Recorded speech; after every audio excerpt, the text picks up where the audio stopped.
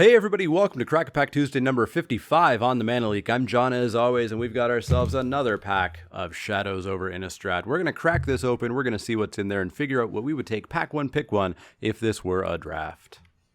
So last week I said I was going to open the packs and kind of leave the first picks up there. I definitely want to continue to hear what you're going to think about that idea. I'm going to do it again today. We'll see if it works out and if it continues to get some positive feedback. But up first we have an Inquisitor's Ox. Inquisitor's Ox is 3 and a white for a creature Ox. It's a 2/5. It's got Delirium. So if Inquisitor's Ox, if you have Delirium, Inquisitor Ox gets +1/+0 and has Vigilance as long as there are 4 or more cards of types among cards in your graveyard. Delirium, as we know it. This is a 2/5 for 4, which is okay. It's not typically what white wants to do, but if you are in the kind of white-green Clues deck, the white-green Delirium deck, the white-green-black Epitaph Golem deck, which has been discussed in some places recently, this is kind of the card for you. Certainly not a first pick, though. Up next, we have a Silent Observer. Silent Observer is 3 and a blue for a 1/5 flyer creature spirit.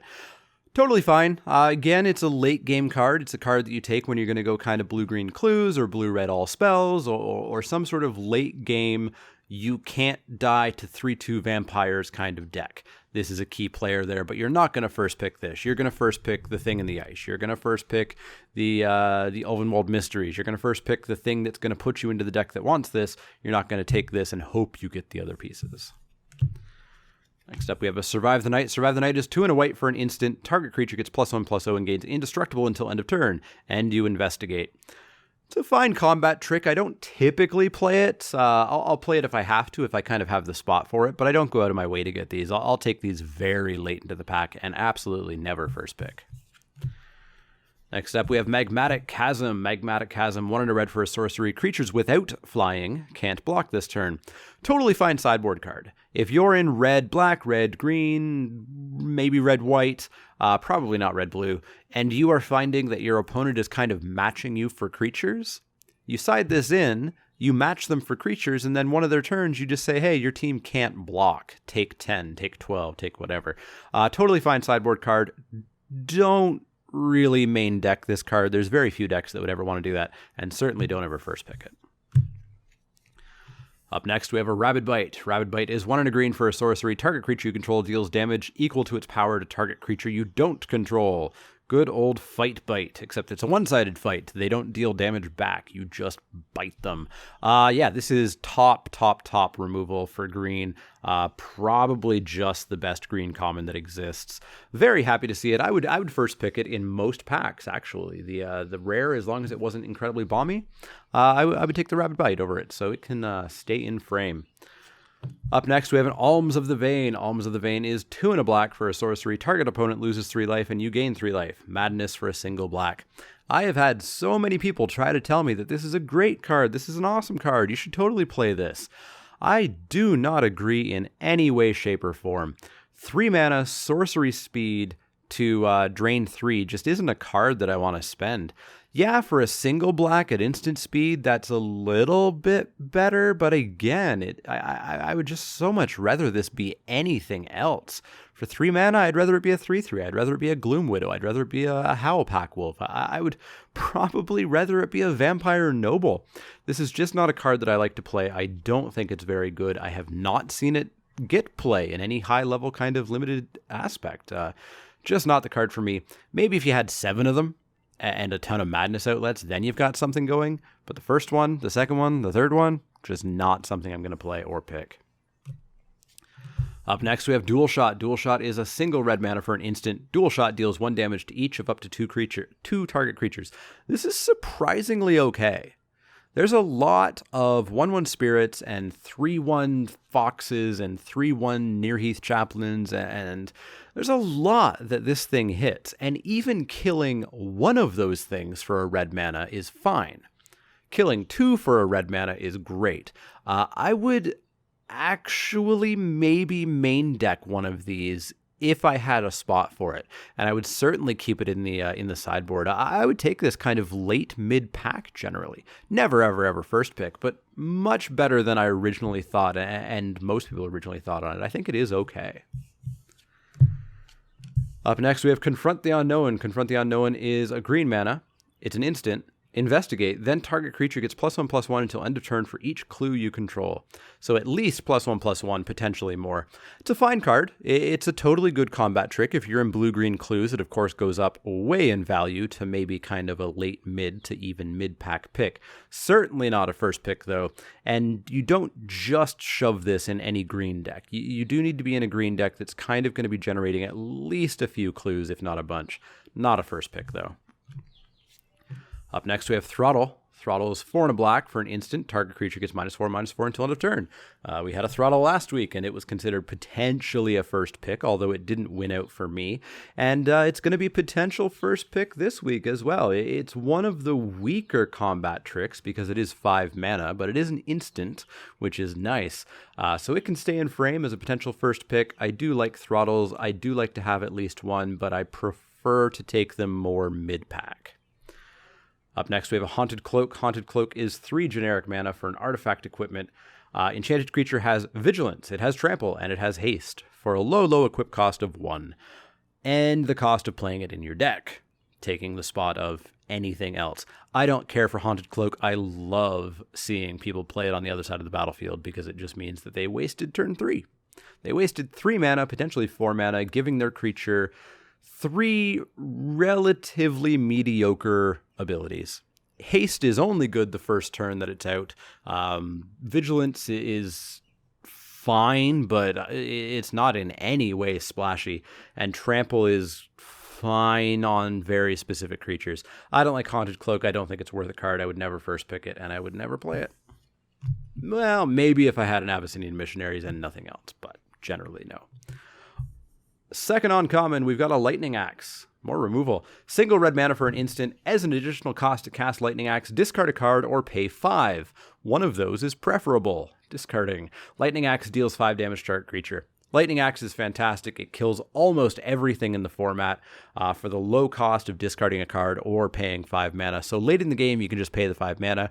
Early in the game, you can discard a card. Ideally, you discard a Madness card, and then there's not even a downside on this. Yeah, Lightning Axe is fantastic. Totally first pickable. Last uncommon, we have ourselves a Pact Guardian. 2 green for a creature wolf spirit with flash. When Pact Guardian enters the battlefield, you may discard a land card. If you do, put a 2/2 green wolf creature token onto the battlefield, and it's a 4/3. This card should be rare. This card really should be rare. A 4/3 flash that makes a 2/2. So basically a 6/5 flash for 4 is disgusting. Pact Guardian is so good. I would first pick this a lot of the time. It looks like we're actually going to have a number of potential first picks here, but I would love to have a Pact Guardian. I would love to have multiple Pact Guardians. Premier green uncommon, maybe one of the best green uncommons. Just absolutely amazing. Very potential first pick. So we're already at 4 potential first picks here. Let's see what the rare is. Maybe the rare will be first pickable. It's a Declaration in Stone. Declaration in Stone, 1 and a white for a sorcery at rare. Exile target creature and all other creatures its controller controls with the same name as that creature. That player investigates for each non-token creature exiled this way. Generally, this will be spot removal in limited. You'll get 1 creature for it. Sometimes maybe you get a couple. And if you're really lucky, maybe you kill a bunch of zombies or a bunch of spirits or something like that, some sort of token.